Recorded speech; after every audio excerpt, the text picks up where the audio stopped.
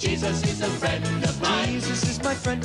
Jesus is a friend of mine. I have a friend in Jesus. Do you want to die, Sydney? Your mother sure didn't. Fuck you, you creep. Please don't. Jesus wept. Tell the sheriff I shot him. I got plans for you. I'm gonna slit your eyelids in half so you don't blink when I stab you in the face. You don't know what death is. I like to dissect girls. Did you know I'm utterly insane? Hey, this is your host Trevor with Blood, Guts, and B-Movie Trash Talk. And I have my lovely co-host here, as always, Mr. Steve Norman.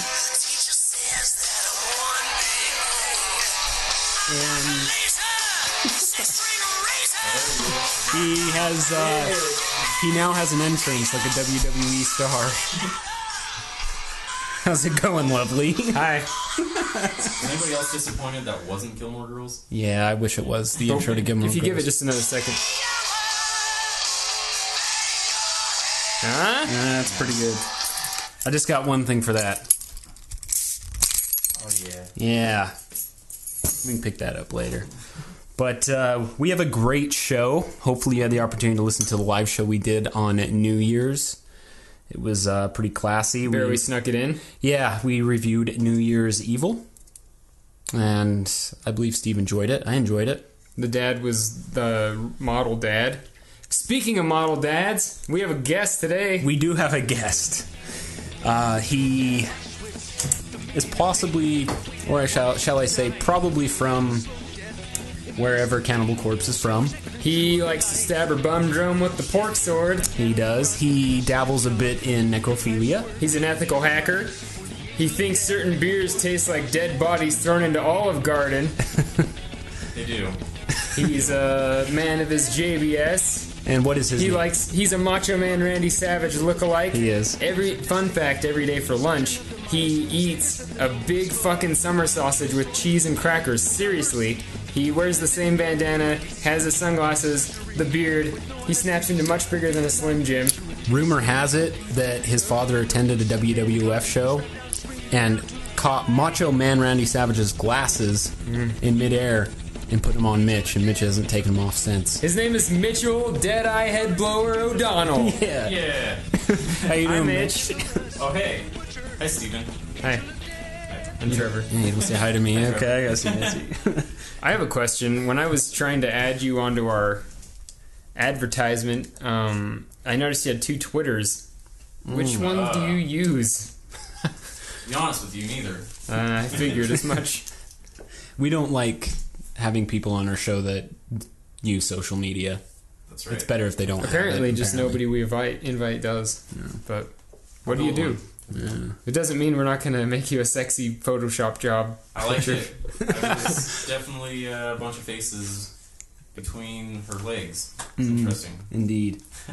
That's right. Well, folks, we are going to be reviewing Frank Henenlotter's Frankenhooker.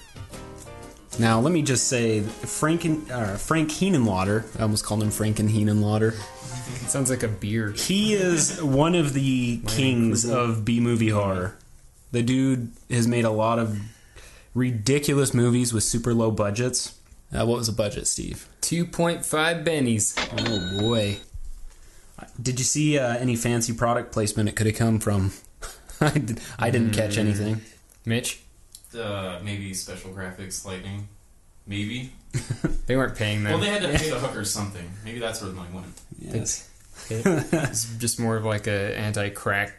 Yeah, it was just like anti-drug. They got them research and supercrack. Yeah, they got the money. Yeah, Dare paid them to make this movie. This is crack. Rock cocaine.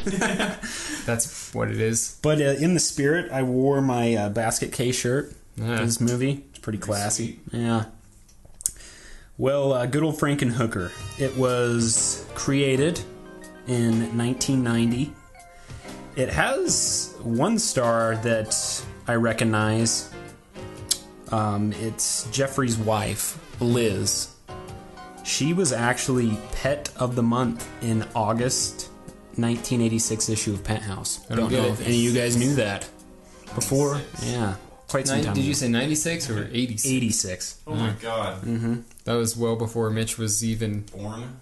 Back well when, before Mitch was even... I mean, that was before I was born. back when Bush was big.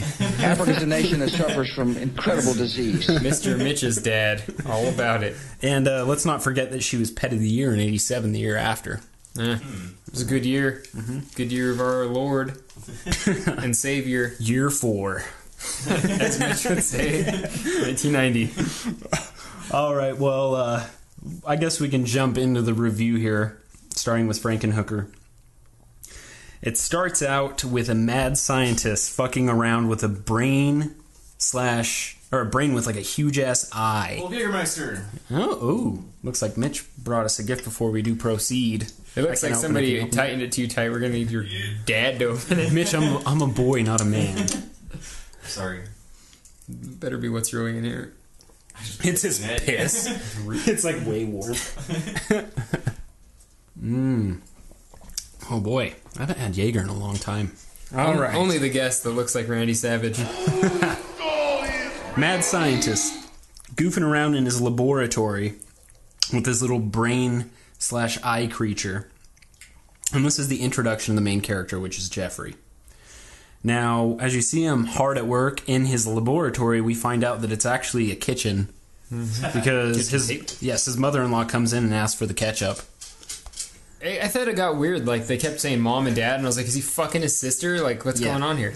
Wait, before we get any further, though? Yes. Are we able to sum this baby up with maybe, like, some kind of paragraph? Oh. Like a paragraph that may be conveniently printed on the back of the box? I think we can make that happen. The Frankenstein legend gets stitched up by the makers of Basket Case and Brain Damage in this outrageous horror comedy. When his pretty fiancée goes to pieces under the blades of a runaway lawnmower, aspiring mad scientist Jeffrey Franken hatches an orthodox scheme to bring his beloved back to life. An orthodox? He reassembles his girlfriend from the body parts of New York prostitutes. But his dream girl runs amok on 42nd Street, turning tricks that literally make people's heads spin. Can Jeffrey still find true love, or has he created a monster? Dun, dun, dun, dun. Yeah, so it's a modern-day Frankenstein story here. Modern day fuck fest. We should have Mitch tell us about the first scene. I didn't take good notes. I'm sure you certainly remember the lawnmower party scene. Why don't you walk us through I it? thought it was pretty interesting that he put a knife in the brain to get the eyeball moving. And then he's all like, follow my goddamn hand, and it follows. And then his stepmom, or whatever the hell she is all like, I don't know, there we go. Yeah. It's all like, can you hand me the ketchup? And it's like, what the fuck? Because he's sitting there working on some deep shit, and then it turns out he's in their kitchen. And everybody's outside having a good time, so it's like, nobody thought it was weird that he's working on a brain on the fucking with a kitchen huge table. eyeball jammed in it. Where Mama is going to make the cold slaw. Oh, Mama. Oh, Mama? Or the electrical fire. I don't know if you guys noticed that. He I just did. leaves a huge-ass electrical fire going as it goes out in the backyard, and it's like... If there's anything wrong with that, Mitch, I don't want to know what's right. So then what... Oh, sorry. Keep going. I just want to know what you thought about the backyard scene. Maybe you could walk us through it, and then let us hear what you think. No, tell us what happened, and then let us hear what you They think. just go in the backyard, and she's like, oh, cover your eyes for his, I guess, birthday present or something like that. Her father's birthday. Her tan, good-looking, macho... Working on the meat. Dad working on the meat. Turns around, shows him the lawnmower, and is like, oh, look. Wait. Jeffrey installs a remote control system on this lawnmower, and she's all like, and here's how it all works. Turn it on, here's how you move it, and she, like, completely aims it at her, and he's sitting there saying, hey, dumbass, look behind you, don't stand in the way, and she gets ran over and dies. Pretty sweet. He does give her... Plenty of warning. Plenty of Ample warning. Yeah, I think 2 or 3 times. Oh my lantern. But yeah, she turns it on and she gets crunched. I was expecting a lot more gore, but we just saw a little blood splatter on the gnome there. When they show it, like, later on the camera, or the TV, when the news recording, Oh, yes. there's some pretty sweet blood there, I thought. Yeah. The funny thing is, when it introduces Jeffrey's wife, she's wearing like a fucking fat suit. Yeah, she is. She's wearing like a jumpsuit. Yeah, that's like it's filled like a with pillows weird, or something. It's like a winter moo. But she gets talking to one of her friends about how she's gaining like rapid weight and the diet she's went through, and then she starts talking about how Jeffrey gave her a tummy tuck, and clearly looking at the conditions inside of that home, the laboratory / doctor's office is in the kitchen, so I don't know how sanitary this guy is. Well, he's got a good rig set up in the garage. Oh yeah. Jeffrey's remote control lawnmower definitely rips her to shreds. And after this whole scene goes on, it then jumps to the credits. And the credits are kind of cool.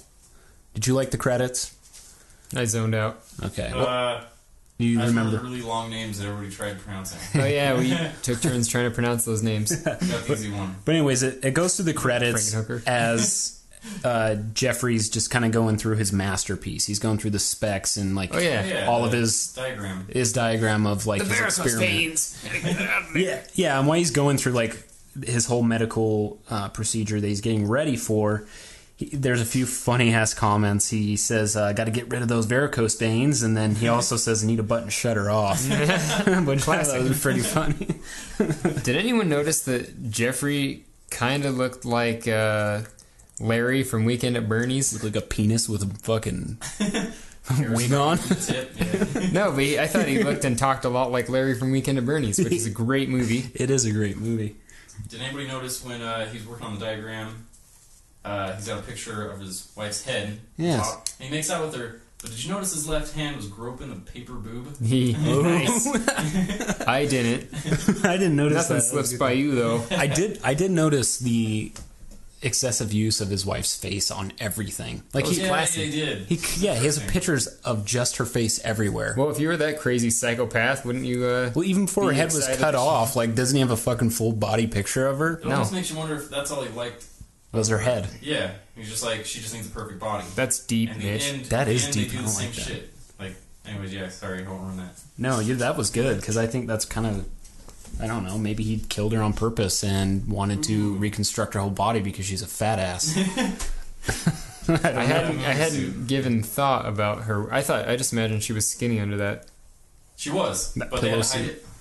That fucking. I know that, but I mean, like fireproof jumpsuit. Yeah. I like how her guilty addiction was pretzels. Well, eating all that bread, you're gonna gain weight. Yeah. I kind of thought of Jeffrey as a low-grade Herbert West. Yes, very. With a less good haircut. Yeah, he was probably went to school with Herbert West, but was dropped out for his crystal meth fucking addiction. And Herbert West just made fun of him until he quit. Yeah.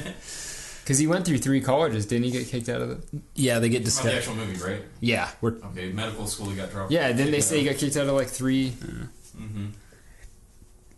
Boom. So after all these credits go through, it then jumps to Jeffrey grabbing a VHS tape. I have to return some videotapes. Puts it into VHS or a VCR, and the video that starts playing is a recording of the news broadcast of his wife's death. And the news broadcast is just ridiculous. You want to hold on to something like that. Yeah, like it's the description of just his wife's mess splattered all in the backyard is just so great. Which should be going on to this. Yeah. But there's a comment that the newscast lady mentions about tossing salad, and I can't remember how that goes. It's like tossing her body salad. Yeah, it was pretty funny. But then she, in the news broadcast, the reporter asks Jeff where some of the body parts went because they couldn't find her head, and he just gets like kind of defensive, and he's like, well, I don't know, what, can't you leave me alone, I'm in distress, and then goes back into his house. And I'm assuming that this must be weeks, if not months later. I don't know. Yeah, but I assumed it was later that day. It felt like that, but I don't know. The way they had it recorded and everything, that'd make more sense if it was like months later. Yeah, because I mean, if you see Jeff before all this happens, He doesn't look like a meth addict. Like in this scene, when it jumps to this scene, he's like so pale and just looks ridiculous. I don't know how many times I could open my front door to go to work and somebody bum rushes me with a camera and starts fucking asking me questions about somebody dying to scare you. You gotta take a few minutes to prepare yourself for not looking like a crazy person. Yeah, that's true. But he did look like a crazy meth addict throughout the whole movie before that, or after that. Yeah. Death. But this is where Jeff starts talking to his mother. I guess he lives back with his mom now. Yes. And his mother suggests that he gets out of his laboratory and moves on to find another girl. Now, his mother immediately, every time he tries to talk with her, his mother immediately gets distracted by something. And I remember he starts talking to her, telling her about his condition and how he's just not mentally stable. And she immediately just looks at the brain thing in his fish tank with the eye, and she's like, ooh, it's working. I like that. I like that. I love that. He's having a deep conversation with his mom. His mom's like brushing off like it's shit. Yeah. And then she's like, Elizabeth's dead. You gotta move on. Yeah. And then he gets in it even deeper. Yeah, he starts saying that he's going crazy and he's amoral and doesn't know what's right, what's wrong. And her response was great. Want me to fix you some sandwiches? Let me fix you some sandwiches. Herman Merman all growed up and sex changed and turned into a mom. His granny's spry. Thurman Merman. Sorry. Yeah. But the mother definitely sounds like she smokes 3 packs a day. And is from New Jersey. Mm-hmm. But this is the and is related to Fran Drescher. Santa? Yeah, definitely. But this is the scene that shows Jeff's emotional state. I mean, he's definitely crazy. Definitely lost his shit. Yeah. And I love the way that he busts out all those photos and stuff he made of his old wife's head on physiques that look like Dennis Reynolds would have drawn them. Like just huge boobs and just fucking pasted head. You're talking about Always Sunny, right? Yeah. Yeah. And he's having dinner with just a severed head, and he's showing her all these pictures of like just naked pictures of girls with enormous boobs and just her head pasted on. Yeah. But before we get to that, Jeff goes outside after his mom leaves to check the trunk of his car, and it seems that he's just been stealing a bunch of equipment from his electrical job or wherever he works. Like, he has a bunch of, like, fucking transformers in his trunk and stuff. Major spark plug. Yeah. There's a humongous fucking spark plug. It's like the size of a skateboard. Phallic spark plug. Looks like a giant dildo. Ribbed. Yes. Pleasure. But he takes it back. He takes all that shit back to his garage. And then the camera moves over to the freezer that we see, and it's kind of a setup and payoff. You see this multiple times in the film. But he opens up that food freezer, and it's filled with purple Kool-Aid. Purple water, yeah. Bubbling. It's like, I imagine it was like fermenting the dead body parts, because it's just bubbling away in there. Yeah, but it's filled with his wife's remains, and including her head. Now he continues by taking all of her body parts and treating her to a nice Italian dinner, which we find out is not nice. It's just old-ass pizza. Old pizza. 40-old pizza Tupperware. Yeah. When he feeds her wine. He just dumps it in her mouth and pours on the tablecloth. Mm-hmm. But yeah, this is where he starts showing her those like body mock-ups he's come up with that are just so ridiculous. And then after that, there's a voiceover of Jeff reading a ridiculous poem he wrote for his wife. It's like something under pressure. Yeah. And Contents under pressure, I think. And why there's this voiceover, he's just placing her remains back into the purple Kool-Aid. It was a good poem. I think I remember asking you, what the fuck is he reading? Because I was... Poem he wrote. I don't know, it was pretty ridiculous. But it then jumps to a scene with Jeffrey reconsidering his whole plan. He kind of jumps in and out of like... It's like most serial killers. Yeah. Their first kill has to be perfectly planned. And this one was like... Seemed like every other one where the second guess, they need that thing to kind of push him. And my favorite was... He notices how most killers will have either like alcohol, drugs, whatever. Get them going. Yes. Him was a drill to the brain. Yeah. I thought that was cool. Yeah, that was pretty cool. Like, He sure drums up some wonky ideas sticking to the drill in his brain. yeah, he knows the right lobe to hit or whatever for him to get what he needs. The brain pinpointed too, like the whole statue with all the pins in it. That was kind of cool. Yeah. But as he's like reconsidering his whole plan, he kind of jumps in and out. Like he'll be crazy and then he becomes a rational individual. He's like, oh, I can't do this. What am I thinking? Blah, blah, blah. And he states that one must die for his wife to be reanimated. So he's teetering on the fact that he has to kill other people to bring her back to life. Yeah, I found that odd. He kept having, like, rational moral, like, here and there. Yeah. But he definitely changes his mind once he turns the TV on to find a weatherman telling him that there's going to be a storm and that it's going to provide the electricity needed to amp up his wife's dead body. So, pretty classy there. Now, this is where Jeff needs to relax. And as Mitch mentioned here, some people use drugs, some people drink alcohol. Good old Jeff just drills his brain. And he gets the drill and he screws it into his brain. It's kind of a sick fucking display of acupuncture. Yeah. And did you guys notice the drill wasn't spinning when he popped it into his head? I also noticed it didn't blow his hair or there's dig no into his Blood, head. any blood. Yeah. But that's how drills work, and you're just stupid. That's where the budget money ran out. The power to plug in a drill. But he drills into his head, and he just all of a sudden gets all these crazy ideas about what steps he needs to take moving forward. And this is where he starts thinking about the stewardesses. Was it stewardesses? That he had this weird plan with stewardesses. Oh yeah, comes up with a way to lure them into the baggage claim or something, and yeah. I don't remember or he's what. plotting how to do it, or where he's doing it. And he just took an extra dose of this acupuncture and came to the right idea, which was deciding to go check out some hookers. Now, Jeff dresses up, puts some fucking color in his face. I noticed, like, when he gets in the car and he gets, like, to the slums of New York, he actually doesn't look like a fucking meth addict. He's also hiding behind some humongous glasses. Yeah, the pedophile glasses. Yes. That. A pedophile attire, fucking Yes. glasses, that tweed coat he's wearing. My glasses! But as he's driving in the car in the slums of New York, he has like this mini orgasm. Like when he's in the car, like he's driving, he's like, "Ooh yeah, ooh, look at that, ooh, yeah, ooh." He's just like, he's actually like seeing a woman naked. Like it seems like him and his wife didn't exactly get down to Pound Town. Or, It's because she wore a tarp. Now this is what I don't know. As soon as I saw Jeffrey in that tweed coat and those glasses, I immediately thought of that retarded kid in Jerry Maguire.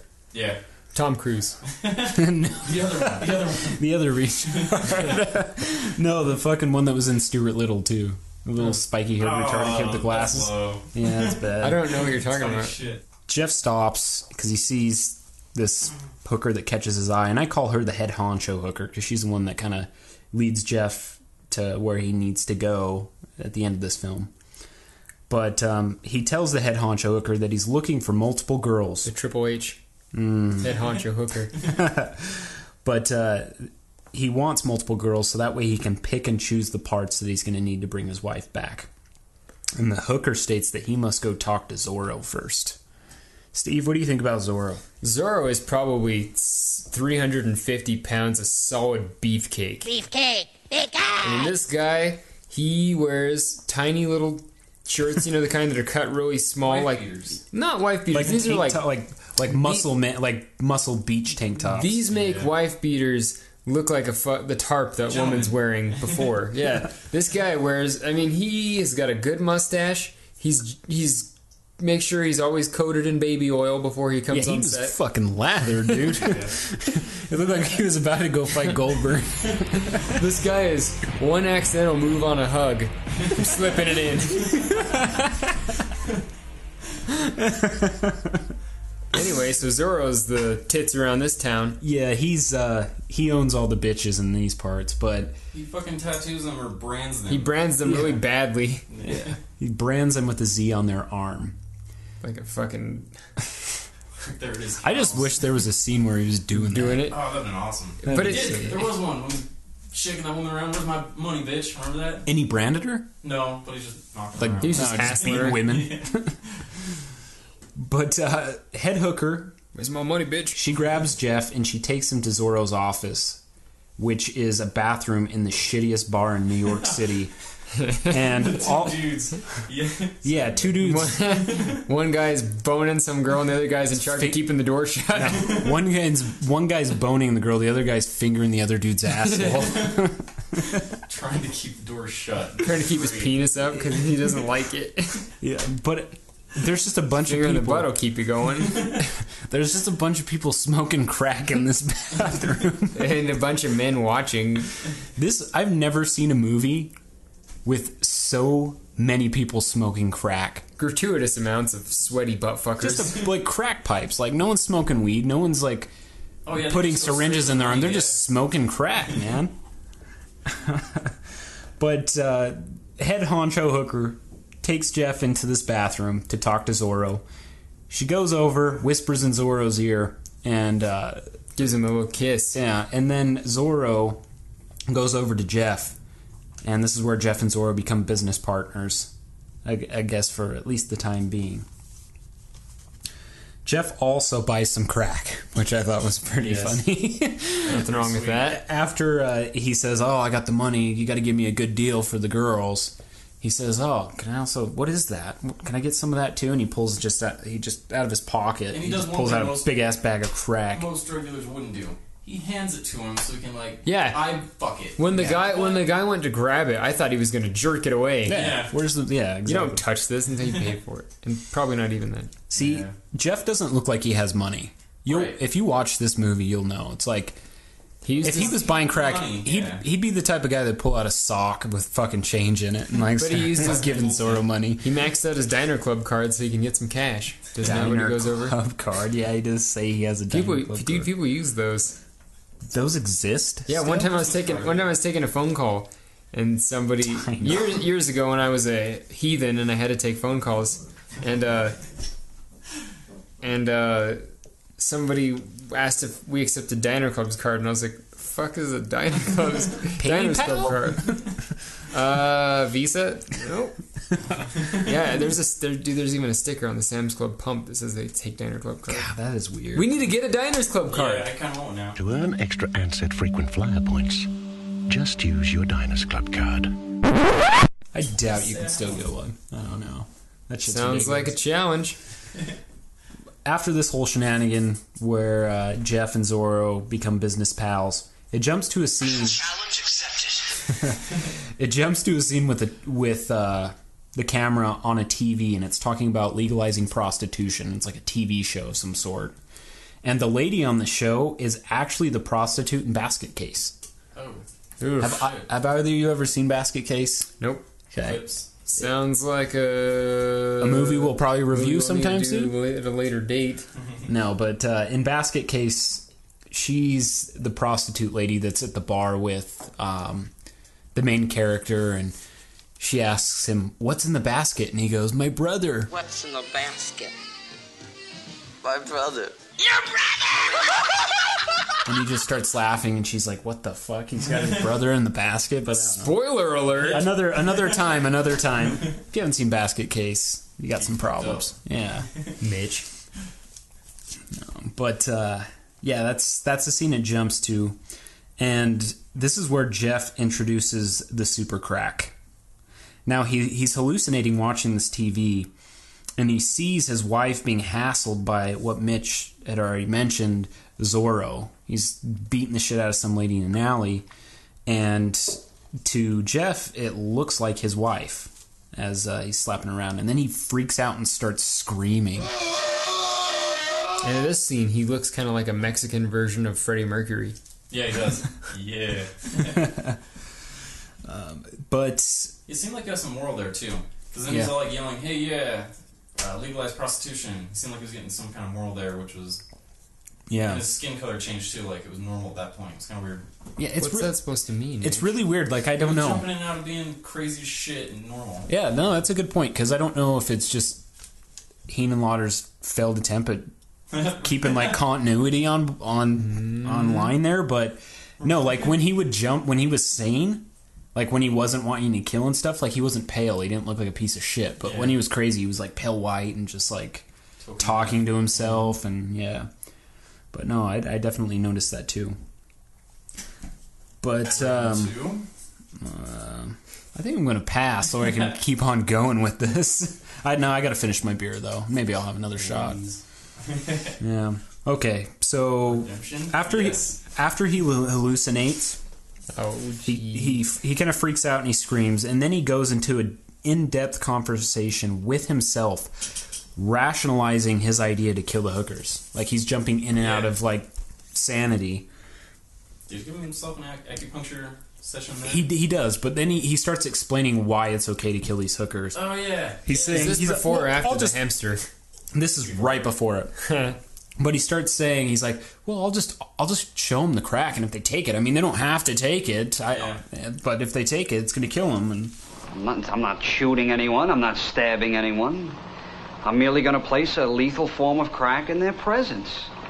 They don't have to take it. Nobody has a gun to their head. He then goes on to his animal testing of this nice product. Supercrack. Supercrack. Yeah, and that's literally what it's called in this movie. It's not some weird drug name. It's Supercrack. X089. I like how it looked exactly like the bag of meth in Breaking Bad. I don't know if you've seen that. Yeah. I don't know what Breaking Bad is, bro. So crack. Well, maybe you should stop watching Gilmore Girls and watch Breaking Bad, Steve. He got you good, you fucker. Don't tell me my business, devil woman.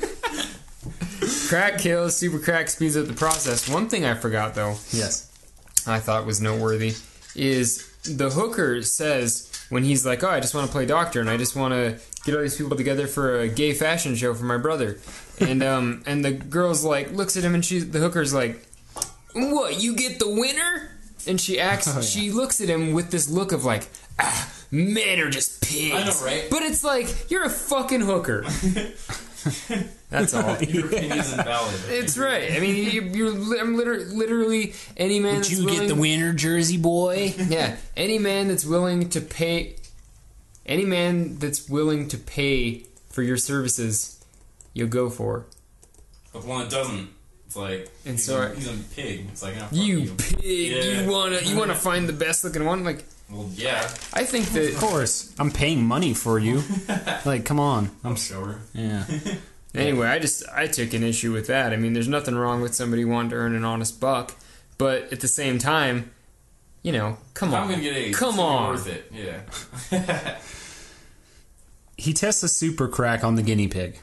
Oh, yeah. Now, the guinea pig... Always with the super crack. He pumps so much fucking crack into that cage. He wastes a lot of it. A lot of it, yeah. As I noted, I'm no cracked expert, but it looked like a lot of money he was wasting. There was like $1 million there, easy.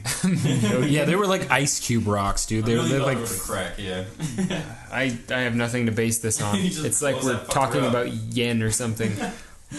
I thought that when the guinea pig was going to explode, that there's going to be blood and guts and stuff. It just popped like a balloon. It's pretty funny. Yeah, I mean, when you blow up on crack, you just pop all animated like. Yeah, it sort of that's real life. Cauterizes your veins. I love how there's just that little hairpiece. Little guinea pig hairpiece. Yeah. Oh, yeah. I thought it was a rabbit until halfway through that bit. That shtick. After Jeff commits a felony, killing his nice little pet... You're getting more trouble than killing the hookers he does in the next scene. Yeah. Jeff heads back to the slums of New York, meeting the head honcho hooker. Dressing like a pretty legit doctor, too. I like that headpiece. Nice fucking one of those side or metal things that go on the head. What the fuck do those even do? They're supposed to be a mirror. I think that they're... the light above down where you're at. Oh, that's clever. Ooh, I always thought it was to see behind you, or maybe if you got in a pickle and you're like, whoa, what's that? You take it off and you reflect it so you can look up somebody's colon and be standing in front of them? Maybe. Well, logically, it just makes sense because your eyeballs have no contact with it. So to me, I would assume get the light where you need. Sure, that's a good point. That's pretty smart. I always thought it was just like what doctors wear. You know, you know how cops have a badge? Kind of like how those... It's a headpiece. And how those nerdy kids that play swords in the park have those metal bands that they tie on their head, you know? Hey, don't diss that. Oh, we're pro metal bands. Like how those let me do that again. Like how those badass kids that play swords in the park have those fucking chick wetter things they tie on their heads. Yeah. Start a small fire in your sister's panties. Jeff heads to the slums. He meets the head honcho hooker, and she calls him Jersey Boy. Now, head hooker introduces Jeff to all the hookers that he can choose from. Now, none of them have ridiculous names, I noticed. Like, I was waiting for, like, ridiculous names. Dixie from, like, Wrecked. Yeah, like... Test Tickler. Yeah, none of that. Like, it was like Terry, Clara, Jam, Barbara. There was one that was named something really dumb, like... I don't know. The only it was like Helga or something. Oh, yes. Like... It was like Dog or something. Like, that was like your name. Like, Dog, dude. It was like... Dog. I swear. There's something really shitty like that. Like, okay, that'll do the trick. Jeff goes to check out these hookers to pick out all of his all the parts he wants for his wife. Now, he starts with the legs, measuring the legs. Mm-hmm. And he mentions that, this is a perfect 18-inch leg in diameter. No, I'm getting off of that shit. I've too. never measured my own legs, but that seems kind of excessive. That's a pretty. Seems like a beefy leg. Kinda. No. You got to think, our last guest on the show, Arnold Schwarzenegger, his biceps were like 22 inches. 40-inch guy. He was always about the pump. Oh, they're probably bigger. Getting that blood flowing. Put that cookie down now! Tell his dad chased him with the belt. Yeah, beat the shit. The belt. My dad, the belt. Those are my cookies! So, after he checks the legs, he then checks the arms. He then gets some close-up action of some teats. Yeah, he zooms in at that, and I was expecting to see hair. He picked the nipple. It was weird. Yeah. Yeah, there was no hairy nips in these parts. You know, you think you're in the slums of New York, you're going to see some fucking nasty shit. Yeah. Totally. Like, all those chicks, for smoking all that crack and meth, they definitely don't look like they smoke meth. I've never seen... Yeah. It must be some sort of... Super meth. Yeah, I don't know. Like, I just want to... I didn't know attractive hookers existed. There was this movie. There was one that looked like somebody probably held onto her, like it was like cliffhanger where they're falling and like they reach up and try to grab on her boobs and like stretch them out. Like I saw one that looked like that. Fucking put. I think she was like nipples. Asian or something. She looked like the guitar player from Cinderella. Like you know the guy. Yeah. I know you were talking about. Yeah, put her nipples on like a ice cold. Like in the middle of winter, like on a pole about the actual stretched them fucking out. But I'm talking about the boob skin, not the nipples. Right. Like somebody was just dangling from the swing set. Yeah. But he does mention nice buoyancy. Yeah. When he's fondling the knockers there, he checks more legs, checks some asses, definitely checks the ass he likes. Check marks it. Mm-hmm. And with good old Jeff.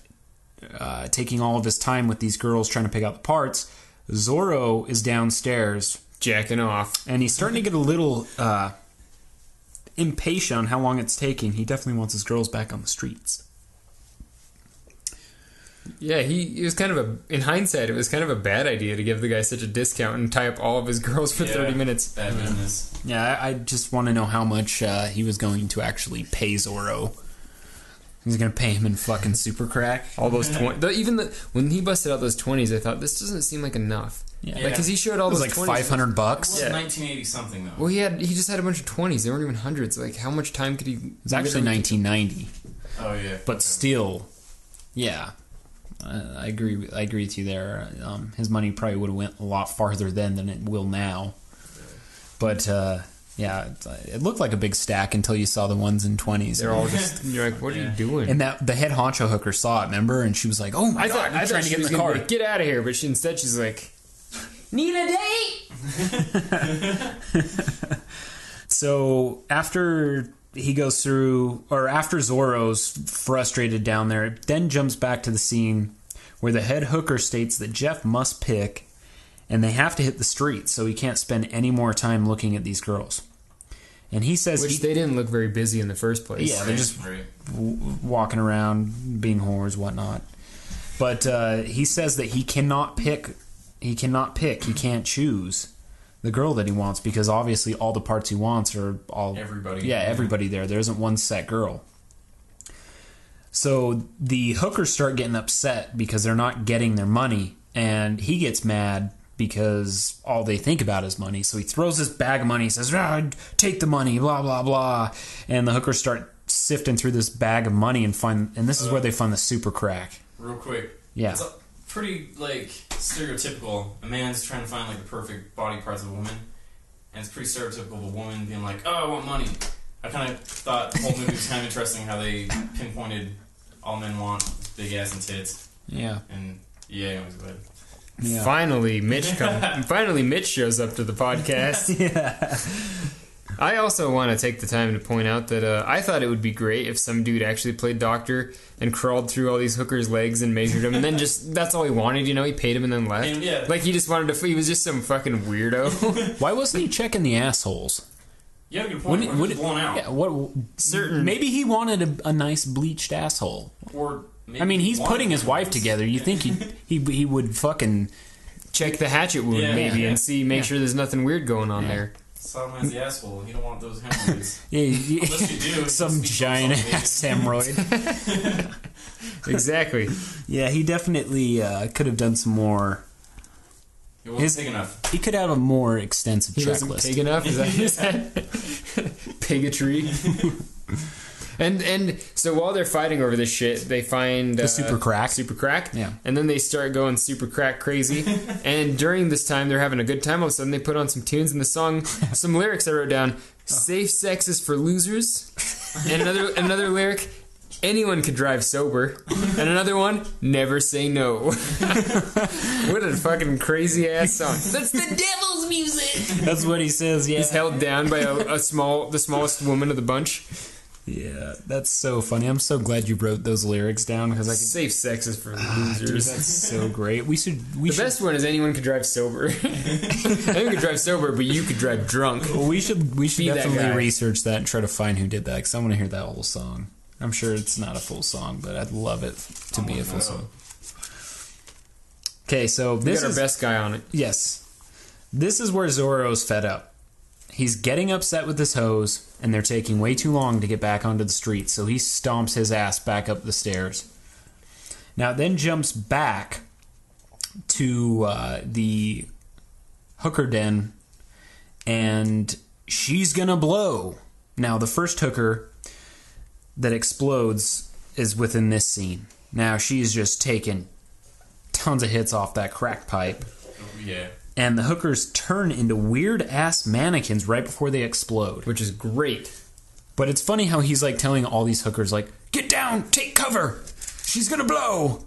Because they make, like, weird-ass faces like they're about to take a big-ass shit right before they explode. I thought it was pretty funny. I think the term is a dog shitting peach pits. Yeah. Or, like, the face a 2-year-old child makes when he's shitting in his diaper. Like, you just know he's shitting. The crack blows him up and sends some awesome trajectories, legs and head. Yep.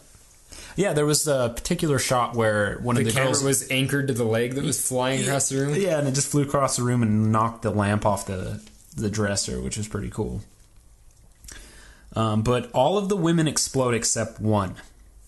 Now the head hooker goes to kill Jeff. She has a knife, and that's the one that didn't explode. She doesn't explode. Well, right, you said everyone does except for one. I don't... Except for one, and that's her. Right, that's what I was saying. She's the one that doesn't explode. I'm just setting the scene. Okay, gotcha. Just to make sure everyone's on the same page. Gotcha. Mitch. Yes. Okay, so she is the only one that does not explode, and she starts walking towards Jeff, and she's going to stab him. She's upset because he's OD'd all of the bitches. They OD'd themselves. They did, but... Also, yes. Sorry, I was going to say... He's right. Remember when he's all, like, rationalizing, saying that it's not... They chose to smoke the crack. Uh-huh. Yes. And then when they chose to smoke the crack, he's like, no, don't fucking do it. Yeah. You're all gonna die. And they Or die he's still a nice guy. Yeah, he changes his mind, and that's where he says, I can't pick a girl, because there's not just one. He can't... He didn't want to kill them all. He didn't want to go into a massacre. What a convenient situation, then, for this. But they take the bag, and then he's like, fuck. All right, they'll just smoke the crack. Maybe you shouldn't have hid the crack in the money bag. Yeah, that's kind of retarded, yeah. Anyway, so you're saying the lady wants to stab... Yeah, she's going to stab Jeff, and right as she goes to stab Jeff, that's where you find out she smoked a little too much crack as well. Just maybe not quite as much as the others. Yeah, and she fucking explodes, and right as explodes, Zoro opens the door, and her head just flies into Zoro's head. Head-jectuary. So there's one crawling to the door when he's trying to pound it open, and she reaches for the door, and right as he opens the door, her head that was the guitar player from Cinderella. Yes. Yeah, I'm glad you brought that up. Yes. Jeff LeBar. There are actually two hookers that were not dead. Yeah. That were left. And she opens the door, And right as she opens the door, she explodes. And then the head honcho hooker explodes, shooting her own head into Zoro's head. And it makes a cartoony fucking like knock noise into Zoro's head, and he falls down the stairs. Surprise, motherfucker! But after Zoro gets knocked down the stairs, Jeffrey takes all the body parts needed to reanimate his wife and escapes the apartment using the fire chute or the fire escape. He's like, "I'm gonna rebuild you. I swear to God, I'm sorry." And he even mentions getting him nice clothes. He does. Yeah. He does not socialize with anybody but himself. Yeah, like he's like to himself and quiet. I like that until he's by himself. Yeah, and he just like talks to himself, like because he does that. He's talking to the dead bodies. Those are his only friends. That was weird. Yeah, it's fucking really weird. But Jeff drives home, and he immediately starts working on Frankenhooker. In a trunk that's way too full, so it has to get strapped down. Yeah. He's driving with his trunk wide open. Yeah, you're afraid you're going to get pulled over? You got fucking dead bodies in your hanging out. Yeah, that was great. Yeah, but the storm is coming. You can tell by the establishing shots, there's thunder and lightning and stuff like that. So Jeff's time's running out, and he needs to actually pick the parts that he wants to use for his wife. Now he uses what I noticed, purple gook to glue the parts together. The gook. But he just scoops up this purple shit, slaps it on, and then just slaps it onto the body part. And he welds. He fucking welds. He uses like a TIG welder to He's a stick welder. He's a man of all trades. Stick? I thought it was like wire fed, like it came through the. SMAW was a stick that you clamp in there and then. Yeah. Tiggy to me. He dabbles in a bit of everything. We'll just have to agree that you're dumb. He actually does pick the tits as well. Yeah, now he has like a sack of tits. I never noticed they were blown off, and I never noticed scars sewn onto her. Mm-hmm. That comes up later, and I got an idea why. I'm glad. I'm glad we have an expert on this. I'm excited. Mitch is I think the refrigerator was like he studies closet. The color of tits. He's our residential knocker expert. I think the refrigerator was his in the closet. You know how like people have skeletons in the closet? Oh. Well, if you notice, spoiler alert, at the end where everything starts dumping out, all the body parts of like where they like to crack. Yeah, it's just all I won't go too far into that because you haven't brought it up, but it seems like all the best parts were in there. Yeah, anyways. I agree. We'll definitely get for a man that never watches anything. Insightful boy. Getting deep in it. Peeling back the layers and balls deep. That's what you want. But he has the sack of tits. He picks the right ones, obviously. And he then moves to the legs. Now he finds the perfect leg. And he takes the stocking off the leg. And he screams bunions. And instead of throwing the fucking leg in the garbage and grabbing a different one, he grabs a fucking file and just files the bunions off. I've never done that. I wouldn't know my way around it. He pulls off the branded Z. Did you notice that? Yeah. But then it was then brought back up. Like she had the Z on her arm again. Because remember he pulls the skin off. So that was really weird. I think it's symbolic. Even though he was trying to make it his, it wasn't his. Yeah. That could work. He pulls out the branded Z, and then he puts his bride's head on the hooker Frankenstein to complete the unsanitary experiment. Mm-hmm. Yeah. Definitely unsanitary. Yeah, if you didn't want to touch his fat wife in the moo-moo before, you wouldn't even fuck her with someone else's dick now. Steve, how long would you, or how many times would you wash your hands going into this guy's place? Because it is quite disgusting. I wouldn't even go in. You just burn it to the ground. Now, this is where Jeffrey, he after he puts his wife's head onto the Frankenhooker, he starts talking to his dead wife. And this is where the necrophilia begins. Fuck her right in the pussy! Which is why we brought Mitch on the episode. Not only do I feel ya, I necrophilia. Exactly. But he grabs his wife's dead, decapitated head, and he goes to just make out with it. Make out just to put his tongue down her throat. And she he doesn't drops. Have a throat, though, so he drops. Well, she kind of has like a half throat. Yeah. Her mouth's open. Yeah. That counts. But he goes to get some action with this decapitated head, and then he just clumsily drops it on the ground.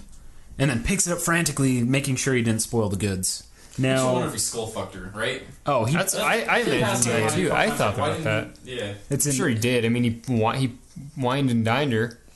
well, if you buy the special feature Blu-ray, there are some deleted scenes. There's a scene where he's just going at it. Yes. There's a 25-minute scene where he just fucks a decapitated head, And and it's like Henenlotter had to cut I it didn't out. watch that one. No, to be honest, like I watched the special features on this DVD, and Henenlotter gets into the rating, and it was difficult for them to get an R rating. Like it was like NC-17, and you watch this movie. It's not gory really at all, and there's not a lot of profanity. There's a lot of nudity. I mean, a lot of tits and stuff, but it's not... I mean, this nowadays would push... R. Yeah, it passes R, and if they took the tits out, it'd be PG-13. And there's just the scene on the special features, and it's like 25 minutes long, and it's just like...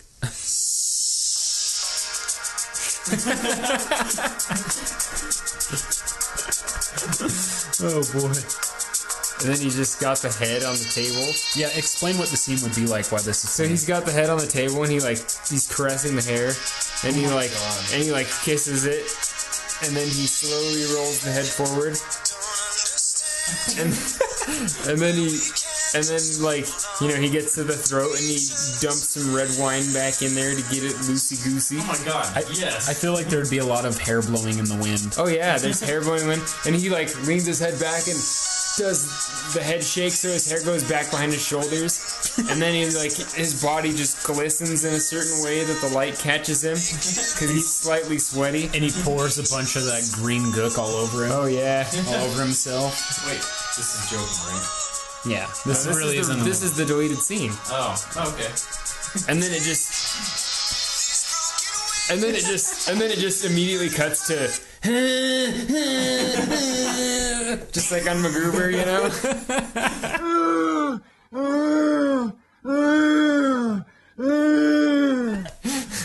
Anyway, that's what I imagine the deleted scene is like. It could possibly be like that.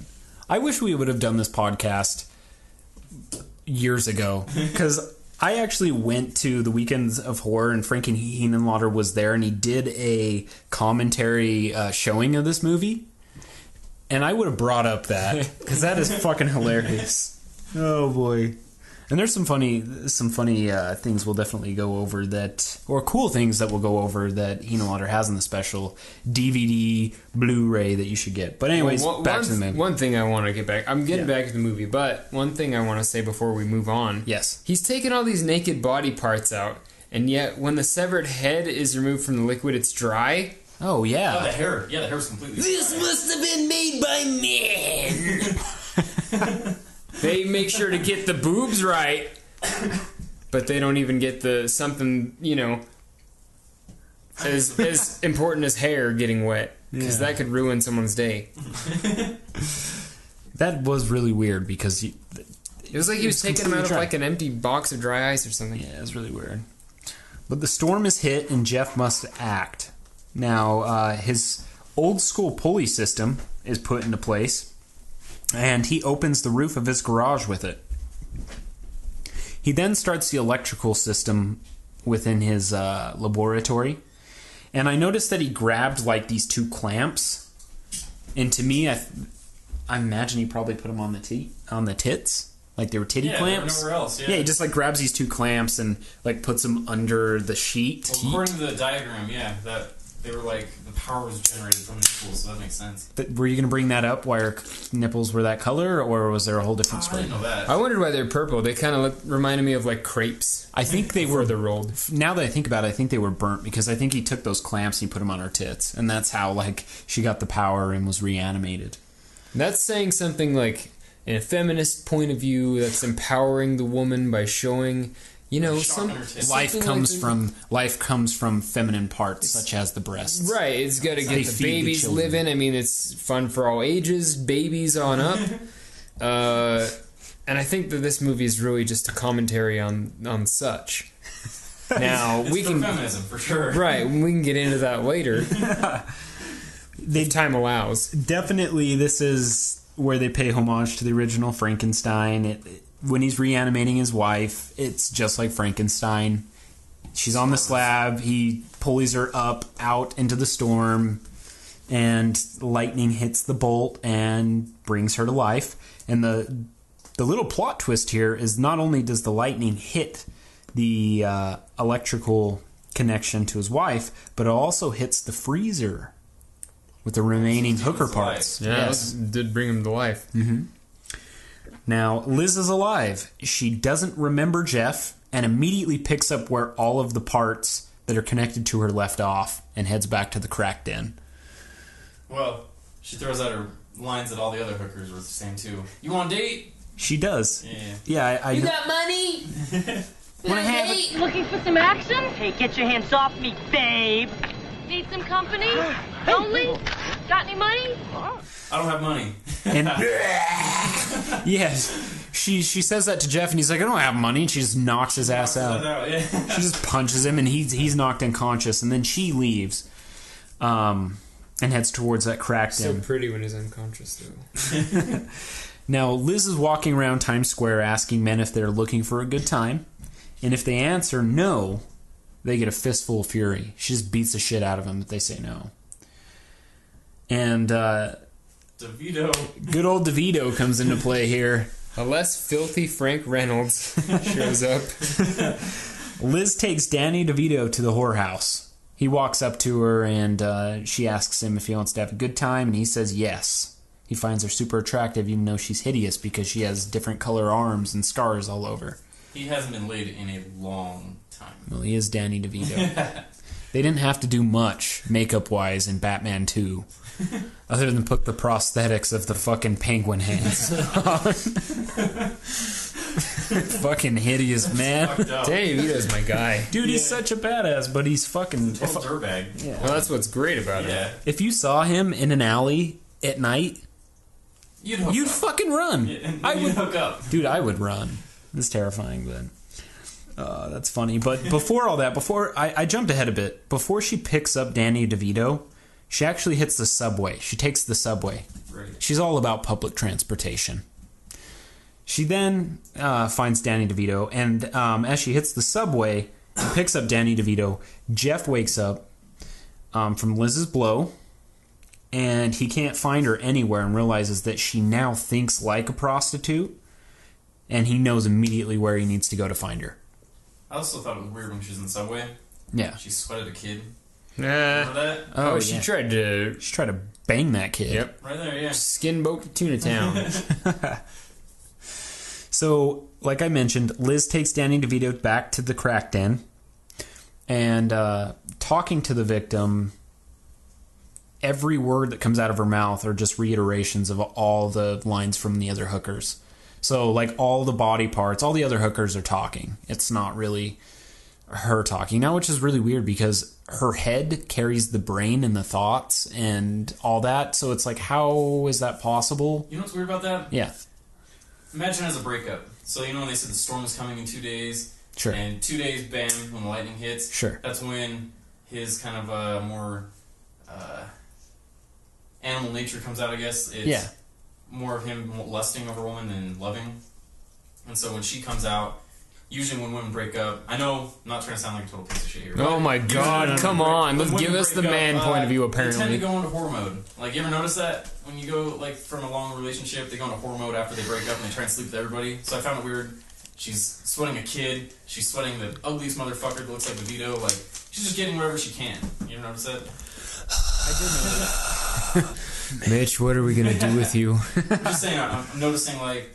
No, and I think that can go both ways. You pig. Because he's not obsessing over, like, the woman itself, not his actual wife. He's picking all these perfect parts, and he doesn't want his actual wife back. He's, like, definitely being a piece of shit. I mean, that's in simple terms, but yeah, I agree. I think it goes both ways. But, you know, I don't want to spoil it, but I think at the end of this... We're going to spoil this fucker. The woman gets the last laugh at the end of this. She does. So Great. She starts banging Danny DeVito here.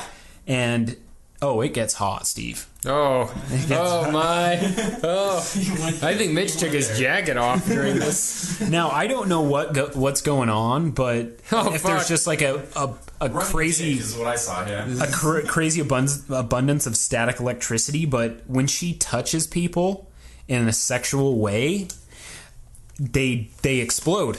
I don't know if it's the crack. It's the husband bulge. I don't know if it's the electricity that brought her back to life, but if she kisses, has sex with anybody, they explode.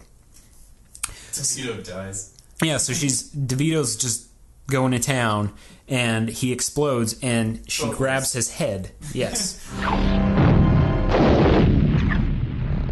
Oh, that was wonderful. You liked it, and she didn't skimp on the sexy, eh? And then it then jumps to a scene where Jeff's looking for Liz in Times Square, and he's having no luck. He's asking a bunch of people if they've seen a crazy-ass multicolored hooker, and he's just having Tall, no luck. good-looking, a very sexy purple suit, or whatever he says. Yeah. Now, Frankenhooker leaves and takes Danny DeVito's cash. She has no hesitation, reaching through his pockets to grab that money. Dead hooker, Frankenstein or not, she's still a woman at heart. Huh? Woman's got to eat. Making that honest buck. She then runs into a young mullet-wearing walking phoenix. Minus the gash on the face. Yeah, minus the, what I like to call a hair lip. Yeah. Minus the iPod girlfriend, am I right? Yeah. She could have been in his pocket, I don't know.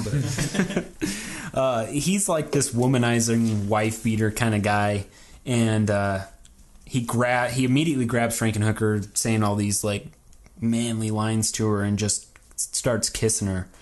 And ram my tongue down your throat, yeah, something like that. And he gets the wrath as well and explodes, and his head blows off and flies through the window of the crack den and lands in the trash can, if I remember right. Yeah, that sounds about accurate. But Jeff asks some other hookers, as he's still going through 42nd Street, if they've seen his wife. And they find out through what Jeff is saying that he's looking for one of Zoro's girls. And they don't want any part in helping him because they found out what happened to Zoro's girls. He then nearly gets his ass kicked by a pimp. Another pimp. Yeah. Not Zoro. And, he had no relation to... That's right. Yeah. But he was a well-behaved pimp. I'd be way more scared of Zoro than that other pimp. Oh, yeah.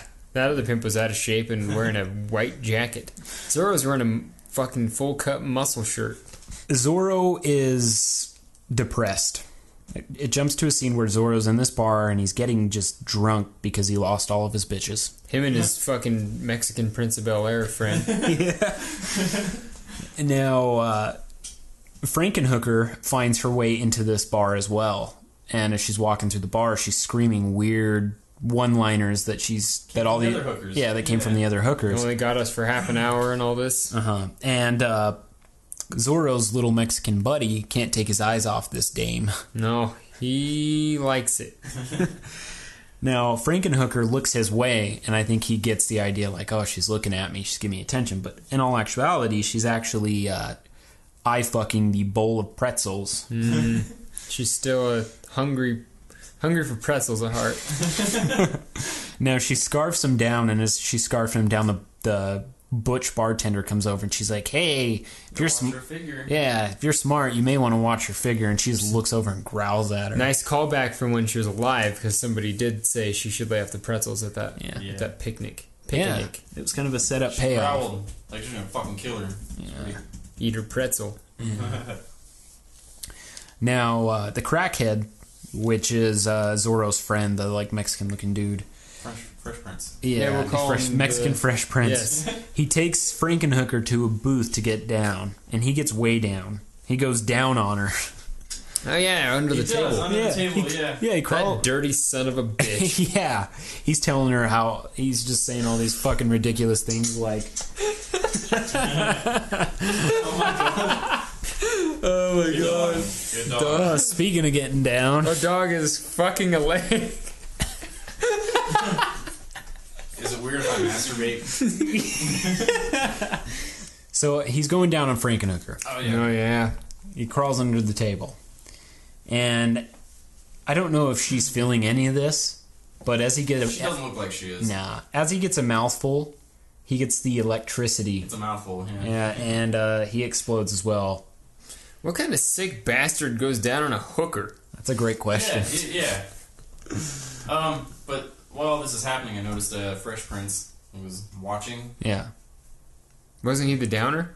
No. Oh, yeah. Sorry. Yeah, he's the down. He's the other guy. You're talking about Fresh Zoro. Prince, Zoro was watching. Yeah, Zoro watches, yeah. I think that this is where Zoro starts catching on, like, because she said Zoro, and he looked over and she he's also like, says the one-liners the hookers are known for Yeah, yeah. So he's getting the idea that something's going on with this girl. So as he's watching, he starts walking closer and closer.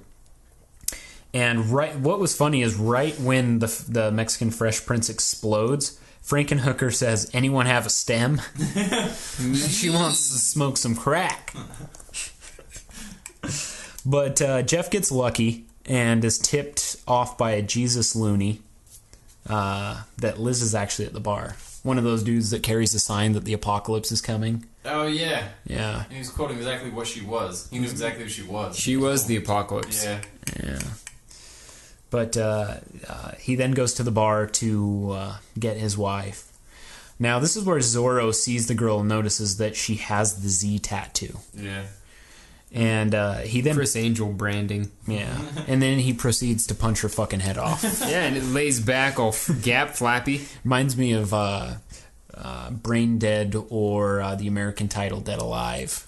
Mm. The nurse, when she gets her head fucking knocked off and she's walking around and making weird guttural sounds. What's that movie? What is that where their like head comes back and they're Dead Alive. Get put back forward. And It's Dead Alive, dude. Okay, it's the nurse. Remember, he throws in Dead Alive. He throws that like trinket at her head, and it's like a Chinese star, and it hits her in the head and knocks her head back. And she's still trying to function. Yeah, and she's like still like chasing him, and then he puts her head back down. Yeah, that's what I thought was going to happen, but no head down. Yeah. This was pre-Peter Jackson's Dead Alive, I think. No, this was around the same time, actually. Dead Alive came out in 1990. It was definitely before Peter Jackson gained all that girth. Yeah, definitely. Jeff goes into the bar and he finds his wife. He puts her head back in place where it needs to go. And takes her head on straight. Yeah. And he takes her... Ooh, nice. He takes her back to the place to fix her up. I don't get it. Oh. Now, there's one last power surge that Jeff must... pass through his wife, so that way she regains her memory. And she does. It works. They kind of bring back the whole Frankenstein thing you're saying. Like, Yeah. another ode to him because they put the bolts inside her neck. Yeah, to get it conducting. This is the first time to keep her head on. Yeah, and this is the first time that I've ever realized that those were actual practical. Before in Frankenstein, I thought those were just stupid. But then I realized like they're kind of practical because they're metal conductors. Yeah, exactly. Hey. Yeah. Exactly. And I think in this movie, he does use them for metal conductors, but I think it's like, I need to make sure her head fucking stays on her body. He uses those big old staple things. Like industrial cow C-section staples. Cow C-section. Keep that fucking gash closed.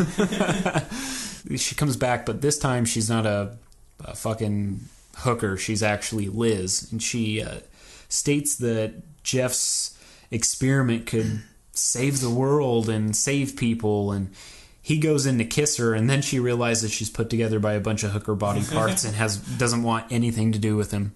She starts getting pissed off at him, and as they're arguing, this is where Zoro sneaks in and finds... must have been written by a woman. Could have been some feminist. Maybe Henenlotter's actually a woman gym teacher, and he think it's a dude. Yeah, he just got a sex change now. He's a fat bald man. But as they're bickering, Zoro sneaks in and conveniently finds a machete. Sorry, I was drinking. What you drinking, Steve? I'm drinking a beer called Paco's, made in Jackson Hole, Wyoming. Do it like a commercial, Steve. The great thing about this IPA is that it won't fill you up and never let you down. But seriously though, apparently Paco is I think he's a Siberian or maybe he's an Alaskan Malamute Husky, one of the two. And he was like sort of like the company's, I believe I read the company's like brewery mascot. He would stroll around in there, and then he died. So they made this IPA in honor of him. That's badass. That's pretty cool. It does the trick. It'll get you drunk. I'll give it a try. So Zoro finds that machete. Guess what he does with it? Fuck, he cuts to the quick. He does. He chops good old Jeff's fucking head right off. Clean right off. Now, right after he cuts the head off, Jeff's wife's freaking out a bit, and the body parts in the fridge start going insane because they hear good old Zoro, and apparently they know what's going on. What they do is all of a sudden the fridge explodes open, and the body parts just blow right out and start attacking Zoro.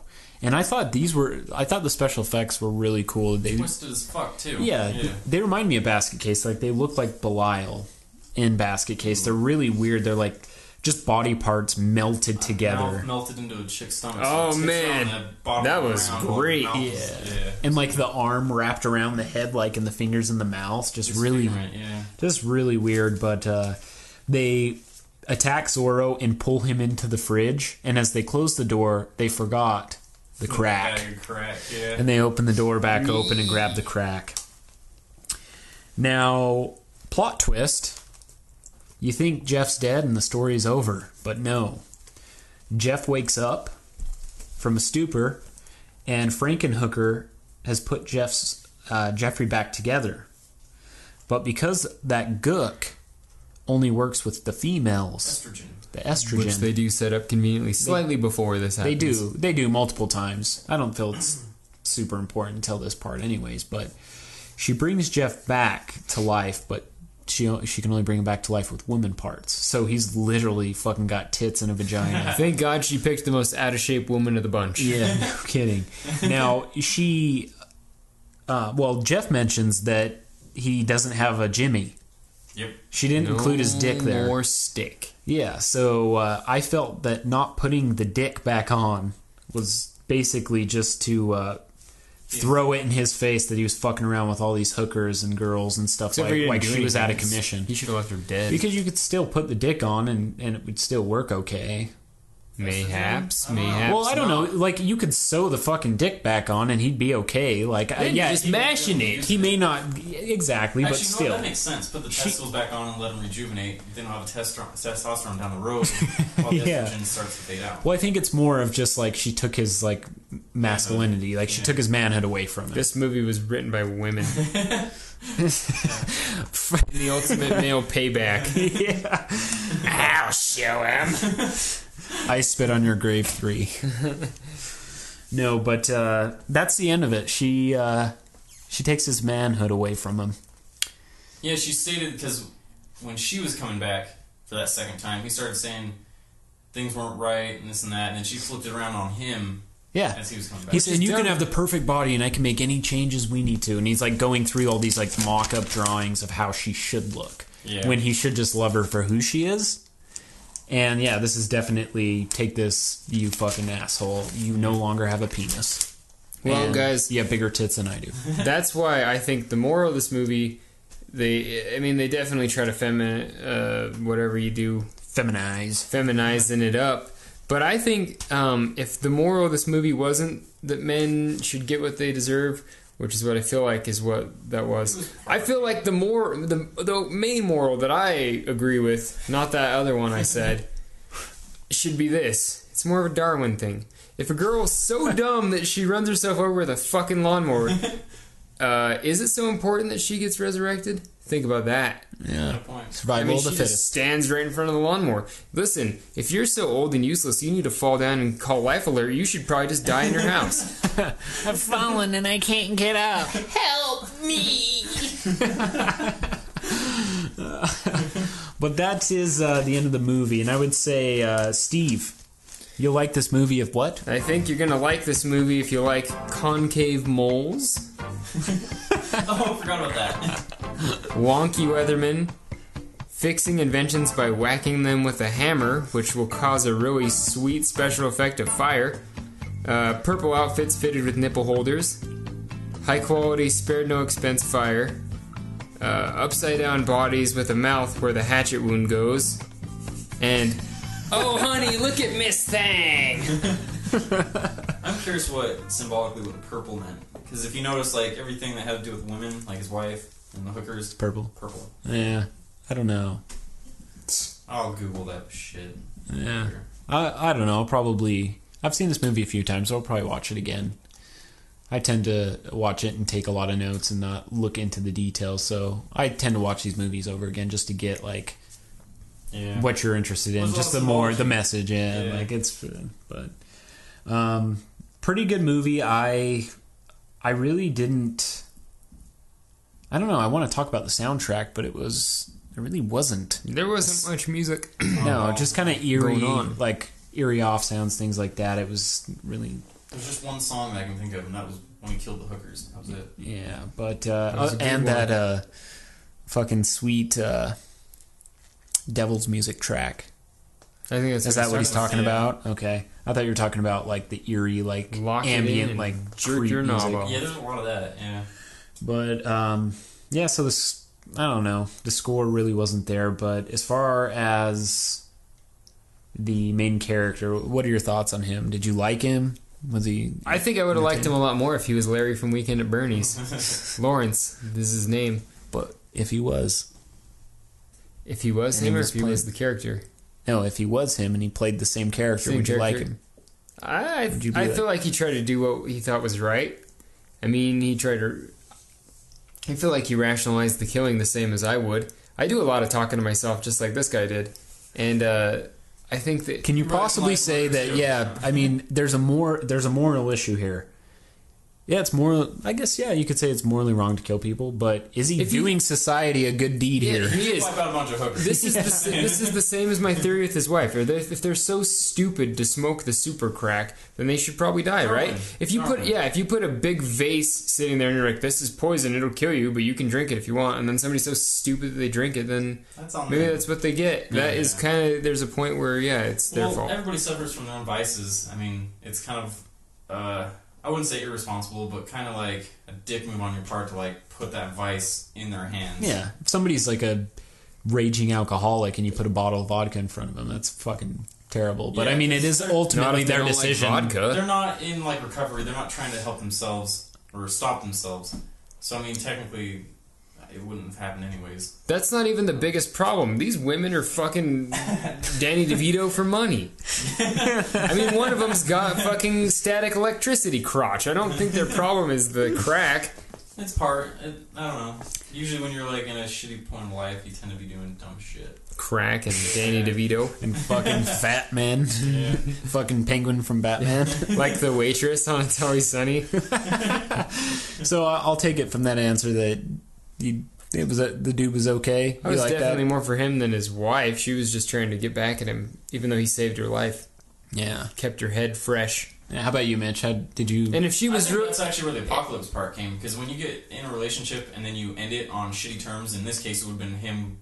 I fucking other women, fucking them. Did he even leave the house? Coming back to that relationship, it's not going to be the same ever. And so that's kind of where the apocalypse thing was like, dude, it's not fucking happening. That's the symbology I got out of that. Huh. Did you, like, character-wise, did you like that guy? Oh. Yeah, he played the douchebag, right? I thought he did good. What? He was the Mitch O'Donnell character, minus all that crazy, creepy stuff and the macho man look. I liked... He was a good guy. He was just like Mitch. He was a kooky gentleman. I thought he liked his crunching his numbers. I thought he was entertaining. He talked to himself quite a bit. Like, I can only imagine, like, the script, like, all the dialogue he had, like, the talking to himself was just outrageous. Like, he was just talking all the time. Imagine the prepping you have to do if you weren't used to talking to yourself. Do you guys not talk to yourself? I do all the time. No, I talk to myself. Dude, who doesn't? Like, but I do it a lot. Yeah, you, like, rationalize. Like, you sit in the car and you're driving home from work and you're like, yeah. I was doing that this morning and my dad walked in. He's like, what the fuck are you doing? He's like, Mitch, turn off your car if you're going to have it running in the garage. What are you doing? Just taking a nap. But he definitely talks to himself quite a bit here. But I thought he was a decent character. Now, I guess we can jump to, like, rating. I didn't really hear what you said. I liked him. I thought he was kooky. He was funny. He fit it like he did well. Yeah. I mean, he wasn't a bad actor. He was pretty decent. He was way better than Zoro. That guy.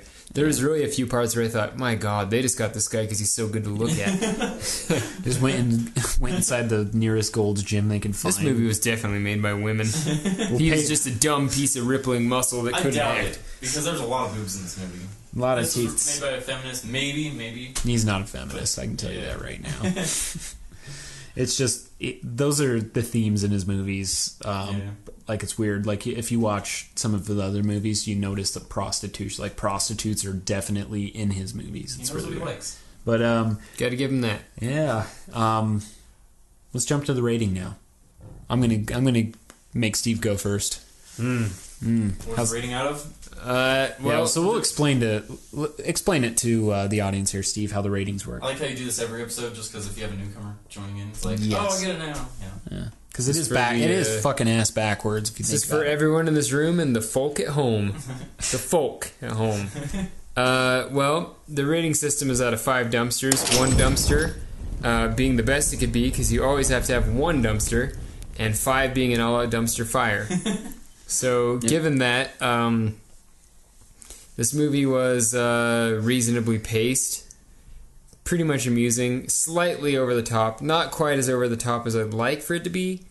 Definitely borderline on the whose side are you on, director? Right. Are you on my side, or are you taking those other people's sides? Those other people? Those people's sides. So, given that, it's not that you could definitely do worse. Yeah. You could definitely do better.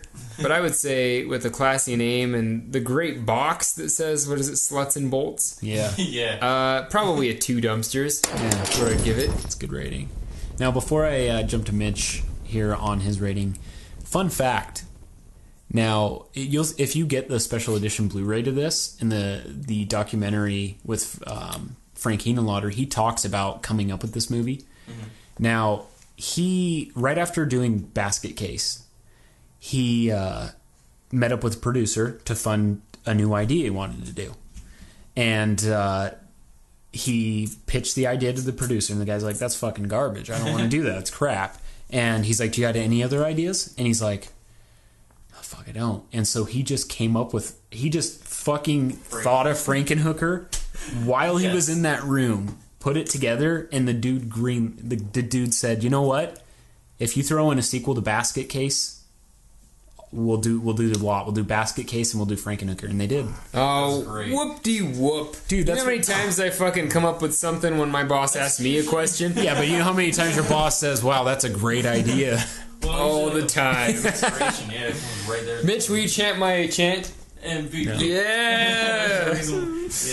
No, but I thought that was kind of cool. Like, he totally not only accepted greenlighted the Frankenhooker project, but he, like, I don't know, like, you'll watch Basket Case. Go home, watch it. No, there's 3 of them. We'll bring you back. Yeah, you'll watch Basket Case. There's 3 of them. They ended up doing 2 with Frankenhooker, like the producer, and then they did a 3rd one too. But isn't that what they do on cool. the Seinfeld TV show? They sort of just like, and they just start proposing stuff once they're like, like on the spot. So, Mitch, let's hear your rating here. So, I think the movie had to end the way it did because throughout the whole movie, it showed a guy dicking around with a bunch of chicks. So that's why they ended the way they did. I think I'll give him that, because if they ended it with him still being like, he had to pay for his selfishness. It'd be like, it just would have ended totally for one set of audience, men. So I can see why that would be. Honestly, like, everything actually went like a solid movie. As a solid movie goes, it caught your attention to keep you going instead of being like, what the fuck is this shit, and turn it off. Yeah. It was actually pretty decent. I would give it 1.5 to 2 dumpsters. But it's good that it caught your attention, because I've seen you fall asleep on your first viewing of Army of Darkness. I didn't sleep back then. In a crowd of people. Yeah. I've been drinking. We all have been. This is great. Yeah, that is great. May or may not be true. So this is a good movie. I like Frank Henenlotter to begin with. He is, to me, he's like the B-movie king. It is well paced. The idea is over the top and just great. and mixing it with just such a classic Frankenstein anyways makes it, you already know like the basis of it, so it's pretty cool. I wish there was a little bit more gore in it. There's not a lot of it. There could have been some ridiculousness with that. But other than that, it's well paced. The way it ended was great. It's fit for both audiences, like you said. So I'd give it a solid 2. They could have done more with the gore, I'll admit. Like with the chicks blowing up and shit, where it looked like an explosion of maybe a mechanical machine. Yeah. Like, it would have been cooler if they had like blood and shit go everywhere. Yeah, and Frank, in the documentary, if you'd watch the special features, he talks about how he intended this to be a ridiculous, over-the-top comedy. So he's like, I didn't want to be excessive with the gore, which is stupid because it still could have been great. Yeah. Because if he did that, it would have been like a Dead Alive, right? Yeah, that was more than, which is over-the-top gory and way funny. Do you think that if they made a sequel, they would call it Bride of Frankenhooker? That'd be because I know there's a Bride of Reanimator and a Bride of Frankenstein. Yeah. So Bride of Frankenhooker. So because he is now a girl. Oh my god, that'd be great. Hey, maybe we should film that. How's that for Saturday? Henenlotter lives in like a fucking 500 square foot apartment in New York. We should just go knock on his door. Hey, you should make a sequel. Oh boy, starring Gary Busey. Oh god. Gary Busey's the bride of Frankenhooker. I like it. Oh boy. But that is the rating. I think it's a pretty good movie. I would recommend it to horror fans out there. It's really not gore. I would have recommended it to really old people and really sensitive people. I'd recommend definitely feminists. They might get a kick out of how somebody's taking their side for once. Yeah. It's more of a comedy. At the very end, if they can get to that, I'll give them that. But yeah, I don't know. Oh, that was great. It's more of a comedy. It's not really like a horror movie. I think as a horror fan, and if you like Henenlotter, you'll really enjoy it. It's his probably highest budgeted film. Probably, I don't know. It's probably the best well-paced film he's made. It reminded me a lot of Bad Milo, just because you know how Bad Milo had a lot I've watched bits and pieces of that. That's a goddamn movie, baby. It's got a lot of symbology like this one did, maybe even a bit more, but there was more gore to it. If they had applied that scene here, I would have given it 1. And a lot more ass play. A cute creature living in a grown man's asshole. It's a serial killer side, though. Well, anyways, different time. Yeah, it's but, pretty cool. But I would recommend it. I would recommend it to a horror fan. I'd even recommend it to somebody that's really not specific to the genre, because it is fucking kooky and outrageous. Small children, old people with spastic colons, anything you got. It's something you throw on like during October or something. I think it's a good choice. But other than that, it's decent. Always send us questions, funny ass shit you want to talk about. Or maybe start sending us. Yeah, like hey, yeah, send us funny things. Like we'll definitely let you know what we're reviewing a few days before we do it, and we'll definitely discuss anything you guys bring up in the podcast, especially if it's funny. So don't hesitate to do that. You can always send it over at B-Movie Trash Talk on Twitter. You can send it at Trevor Turpin and at Steve Norman. That's I always right. have to say it for him. I like it. And we also have a Facebook page put up. Steve, talk a bit about that. We got this Facebook page put up. How can you find it, Steve? Go to facebook.com and type and search. Type you reach into your mom's purse and you get out that $2.50. I don't honestly know. I think you just go to Facebook. And I just log in and there it is. You're already logged in. Google and I'm just there. The title in Facebook and it'll pop right up. Yeah, that sounds like the smartest stuff. If you search Google, you type in Blood Guts B-Movie Trash Talk, we'll be the top on YouTube. You can listen to the reviews there if you don't have, or you hate Apple and you don't like iTunes, which I don't agree with. Yeah, you can also check out the Facebook page. We'll make sure we keep all the posts there. All you gotta do is go to Facebook, search B-Movie Trash Talk. You'll find it. Mitch, do you have any form of social media that people can follow your necrophilia? Well, Steve said earlier, I'm into the whole ethical hacking. So I try not to give out my information as much as possible. But if you want to find me, shit. You can't. If you're interested, let me know and I will track him down. You can send Mitch a Western Union telegram. Just find Steve and then go through his friends list. Awesome. All right, well, that's episode 6, Frankenhooker. Enjoy it, and we'll definitely keep you posted on what's coming up next. Have a great night. Bye, man.